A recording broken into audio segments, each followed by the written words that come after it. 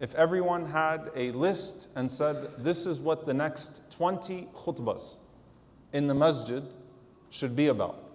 Some people are going to say that the biggest problem in the ummah is this. Some of them might point to an act of worship that they feel like is being neglected. Someone might point to an extreme detail that they find lacking amongst the Muslims and say, this is what we should be talking about. And some of them would say, how could you even be talking about this, this and that, when Gaza is still under a genocide, when Sudan is still starving, when there is so much right now, the world is on fire, why are we talking about these things? Every single person would come back with a different set of priorities. And of course, some people just want to get Jum'ah over with and go back to what they were doing and don't really have that strong of an opinion on what the religious discourse is supposed to be in the first place.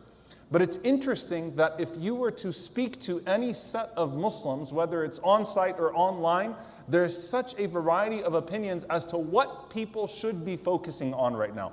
What should be our priority right now as an ummah? What should we be talking about?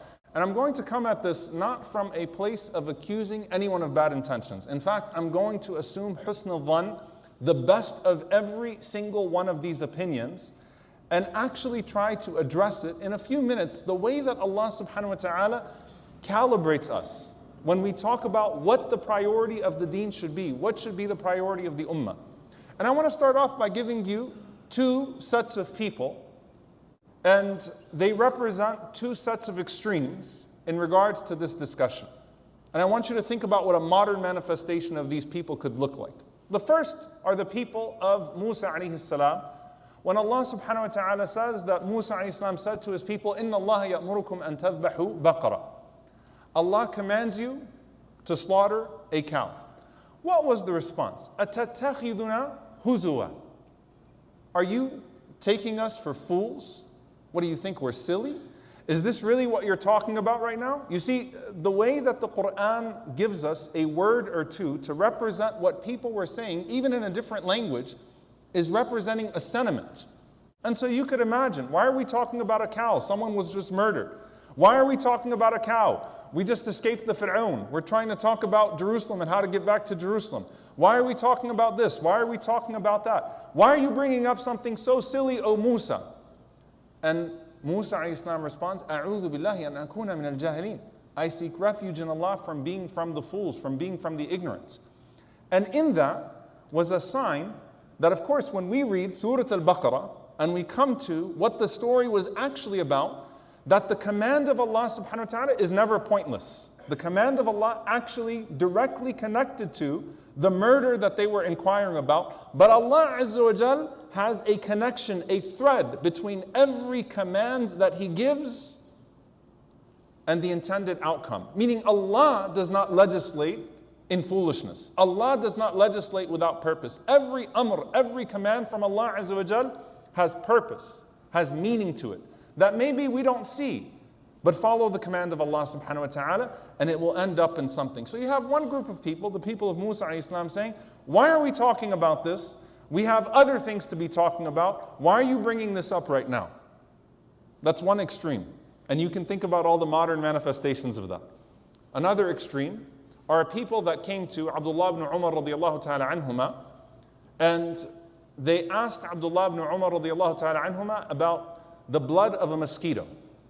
And they happened to be from a place in Iraq where the grandson of the Prophet sallallahu alaihi wasallam was murdered. Al-Husayn radiallahu ta'ala anhu was murdered.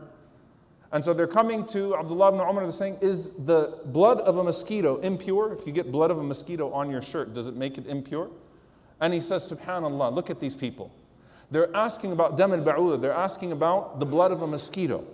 وَقَدْ قَتَلُوا ابْنَ النَّبِي صَلَّى اللَّهُ عَلَيْهِ وَسَلَّمَ. And they shed the blood of the son of the Prophet sallallahu alaihi wasallam. Like, what is wrong with you people and your priorities? That this is what you're talking about when you're guilty of something far worse than this thing. These two stories represent two sides of the spectrum, right? Where these extremes can go. Where indeed the deen has priorities, the religion has priorities, the religion has proportionality, but the way that we assign those proportionalities is what can be messed up. Not that Allah Azza wa Jal has given us anything without purpose, But indeed, Allah subhanahu wa ta'ala has reason for everything, and the way that you start to talk about the religion and you determine priority is based on what Allah subhanahu wa ta'ala made a priority, not what you think should be a priority. And so how do we start to find our way through this discussion? No. Number one, if Allah Azza wa Jal gave weight to something, we give weight to it. If Allah subhanahu wa ta'ala did not give weight to something, then we don't give weight to it. Anything that Allah Azza wa Jal spoke about, whether it is, and the ulama mention of two types, the amount of verses, or the amount of times the Prophet ﷺ said something, then that represents weight, or the mighty reward or the mighty punishment associated with it.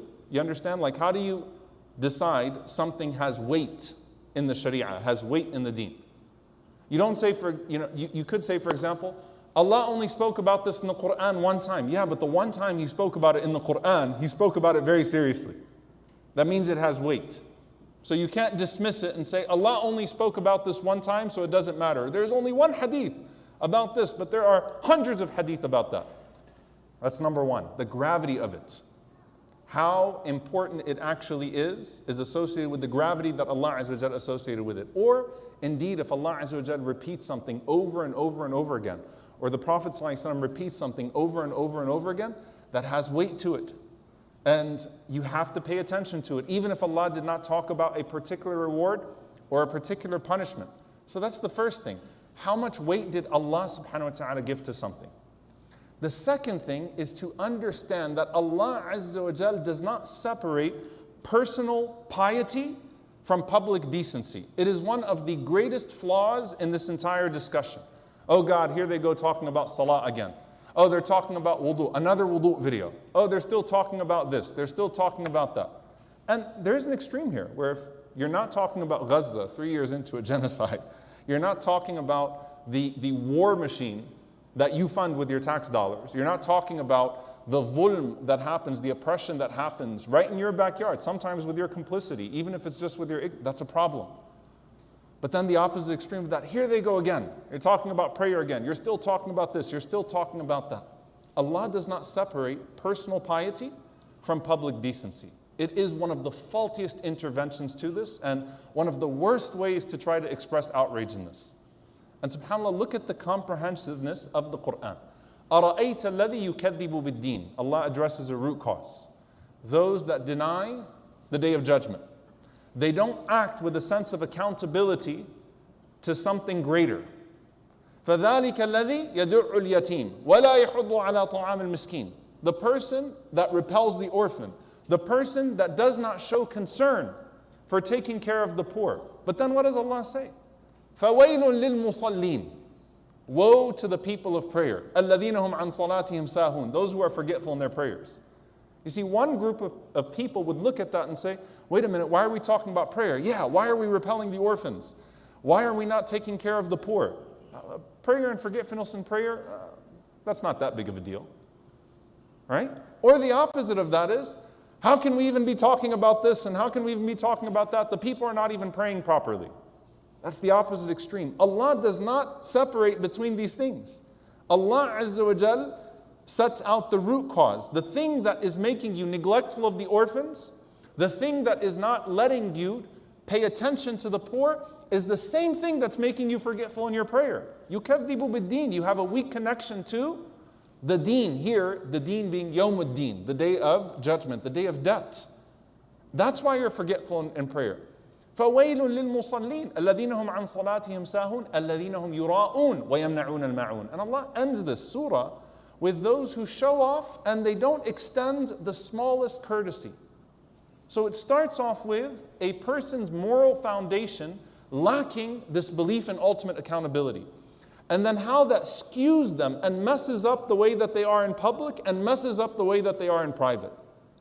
And then Allah Azza wa Jal ends with, the problem is you only do good to be seen by the people and you won't extend the most basic courtesy because your foundation is off.